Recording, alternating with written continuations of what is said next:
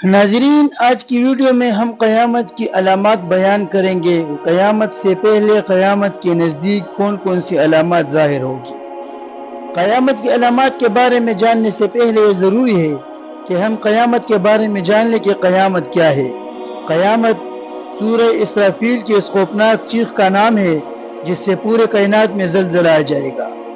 اس ہمگیر زلزلہ میں ابتدائی جھٹکوں ہی سے دہشت زدہ ہو کر دودھ پلانے والی مائیں اپنی دودھ پیتے بچوں کو بھول جائیں گی، حاملہ عورتوں کو حمل ساقط ہو جائے گی اور آہستہ آہستہ پورے کائنات موت کی آغوش میں چلی جائے گی۔ ناظرین، قیامت کے بہت سے معنی ہیں، مگر اس عظیم دن کے بارے میں کوئی نہیں جانتا کہ یہ کب آئے گی۔ اگرچہ اس دن کے بارے میں سارے انبیاء کرام علیہ السلام اپنی اپنی امتوں کو بتاتے چلے آئے ہیں، مگر اللہ کے آخری رسول محمد مصطفیٰ صلی اللہ علیہ وآلہ وسلم نے آ کر بتایا کہ قیامت قریب آ پہنچی ہے اور میں اس دنیا میں اللہ کا آخری رسول ہوں۔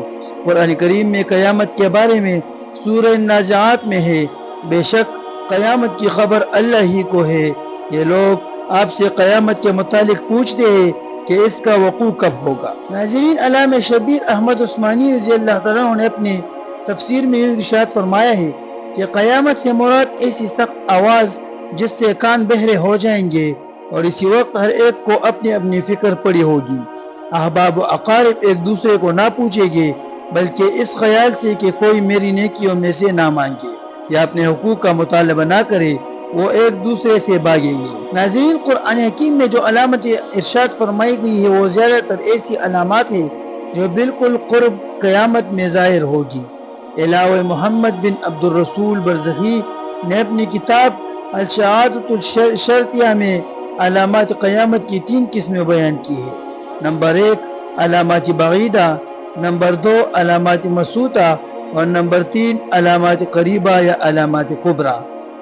ناظرین، علامت بعیدہ یہ وہ علامت ہے جو قیامت کی وہ قسم ہے جن کا ظہور کافی پہلے ہو چکا ہے۔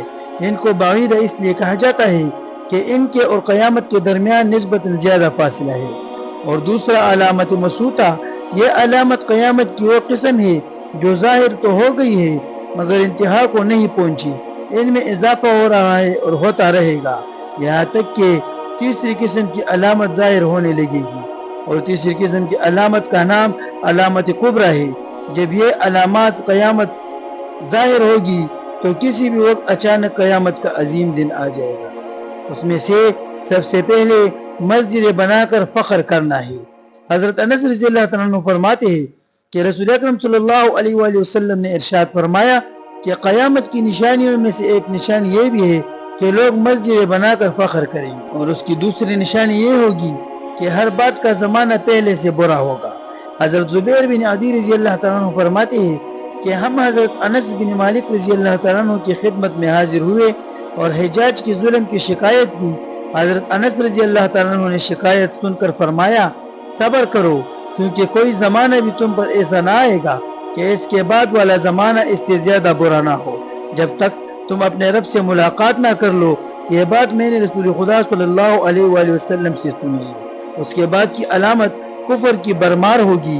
حضرت ابو ہریرہ رضی اللہ تعالیٰ عنہ فرماتے ہیں کہ رسول اکرم صلی اللہ علیہ وآلہ وسلم نے ارشاد فرمایا کہ اندھیری رات کے ٹکڑوں کی طرح آنے والے سیاہ فتنوں سے پہلے نیک عمل کرنے میں جلدی کرو۔